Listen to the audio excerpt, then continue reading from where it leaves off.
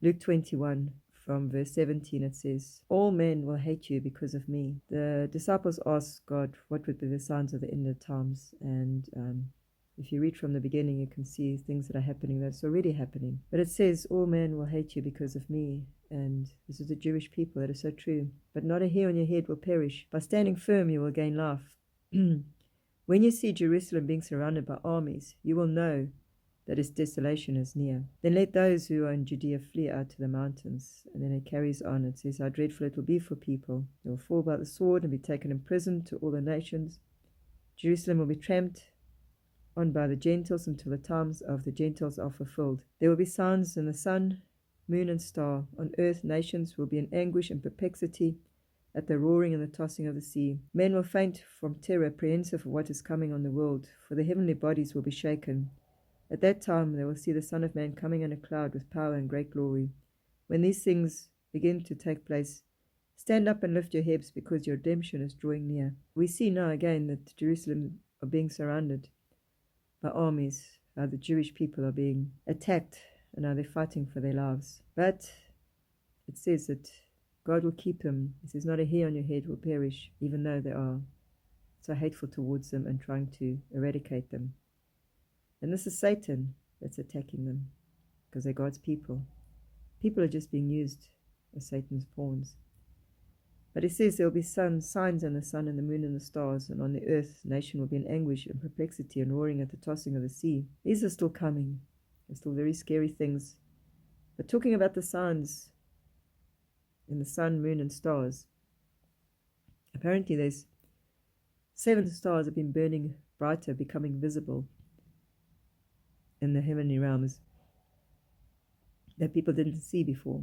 I watched a video on it, and it also talks about the second moon that's coming. It's like a massive big meteor that's going to be slung around the earth. So it's going to go around the earth, and before it goes off on its little travels again, if you've got a clear sky, you should be able to see it. These are things that are happening in the heavenly realms. If you follow science, you will realize that the frequencies is very important. Everything vibrates at a certain frequency. Different dimensions you're in is different frequencies. Now, with these suns burning bright and becoming visible, they're sending out their frequencies and changing our universe's frequencies according to the science. And also the moon, this extra moon, this meteorite that's going to go around the earth as a second moon, because it'll be visible. It's also going to change frequencies and change people's perspectives. It's going to make the spiritual realm more clear and more visible to the physical realm. God says we will see signs up in the skies. So with these suns popping up that people didn't even know about, the suns, and burning so brightly, and I believe God has prepared everything in advance when He created us from the beginning. And we know that the universe is expanding all the time, and things are happening in the universe all the time. God has programmed it. So whatever is happening needs to be happening now. It's allowing the unseen realm to become more seen or more perceived. At the end days, it'll be the same as the times of Noah. And in the times of Noah, we had the Nephilim, we had these sons of gods coming and having children with the human beings, creating the Nephilim, what they call the giants. My understanding is when these giants die, their spirits don't belong anywhere, so they become demons. They're looking for bodies to inhabit so that they can be seen in this world. And they can be summoned, and they can possess people. And possessing people through what people do. If people open up the doors in their lives, they can be possessed by these spirits. They are demigods in a way, because they are offspring from gods that God created. So these are the heavenly realms, like the angels, and very powerful beings, extremely powerful beings. They can change into any shape they like, and they can do basically a lot of things that we can't. They can't do what they want. They tried to, and what they tried to do was to eradicate the human beings and to make their own offspring. God stepped in with the flood of Noah, and He stopped that to quite a lot of degree, because they were starting to destroy the earth and destroy God's creation and man. So through the flood, God stopped that, and He removed the most dangerous ones of them, and He cast them into wherever. hell or Hades or whatever. So they've been there, but he's going to release them at a time. Not right now. I think it's more towards the real end of the times before the Armageddon. That still has to come. But we are facing the 7 years of tribulation at the moment for when that starts. And as soon as that starts, a lot of us believe that God will take Christians away in a rapture. He's going to remove them because he says, you will not be harmed. I think in Matthew it says, the day of the hour is unknown. If we go to Matthew 24, verse 36, it says, no one knows about the day or the hour, not even the angels in heaven or the Son, but only the Father. And as it was in the days of Noah, so it will be at the coming of the Son of Man. For in the days before the flood, people were eating and drinking and marrying and giving marriage up to the day Noah entered the ark. And they knew nothing about what would happen until the flood came and took them all away. That is how it will be at the coming of the Son of Man. 2 men will be in the field, one will be taken, another left. 2 women will be grinding with a handmill, one will be taken and the other left. So basically, 2 people will be working, or a few people will be working, and God will remove some of this. But understand this, if the owner of the house had known at what time and night the thief was coming, he would have kept watch and would not have let his house be broken into. So you must also be ready, because the Son of Man will come at an hour when you do not expect him. So who then is faithful and wise servant, whom the master has put in charge of the servants in his household to give them their food at the proper time? And it will be good for that servant whose master finds him doing when he returns, that he's done it. I tell you the truth, he will put him in charge of all his possessions. But if the servant was wicked, he will cut him into pieces and assign him a place where there'll be weeping and gnashing of teeth. This is a warning. It also says, they will see the Son of Man coming on the clouds over the sky with power and great glory. And he will send his angels with a loud trumpet call, and they will gather his elect from the 4 winds, from one end of the earth to the other. So this is when he takes the people.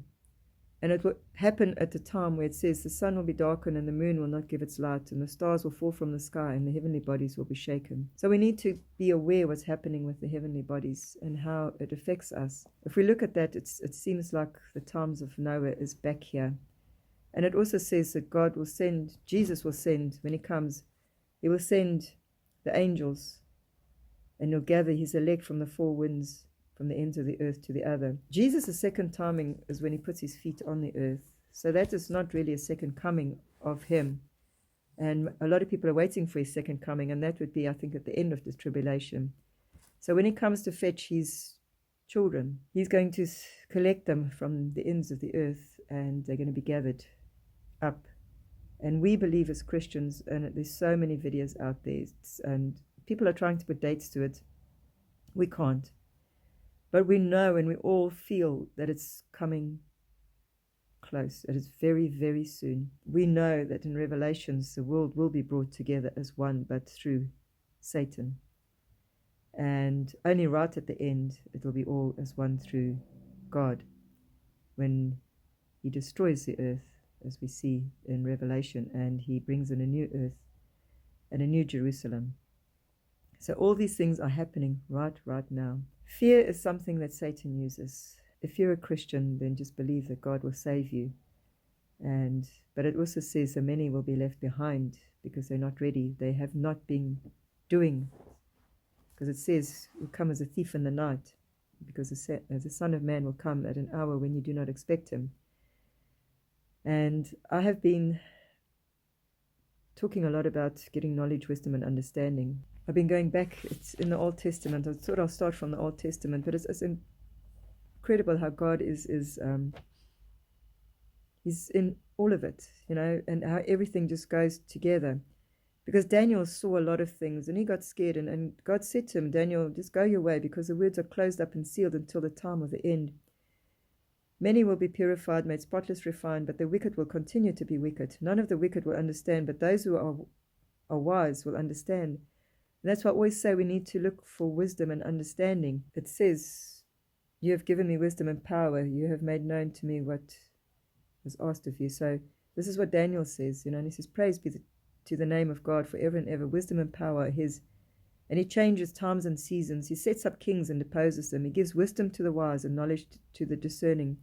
He reveals deep and hidden things. He knows what lies in darkness, and light dwells within him. It just says, I thank and praise you, O God of my fathers. This is in Daniel 2, verse 20 to 23.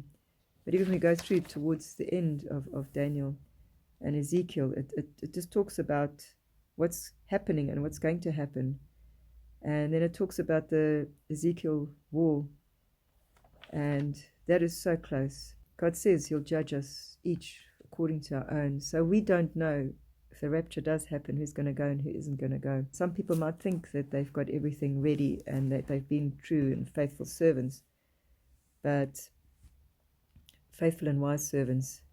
But I tell you the truth, and the person is wicked and says to himself, my master's staying a long time, and begins to beat his fellowship and to eat with drunkards and drink and do all those kind of things.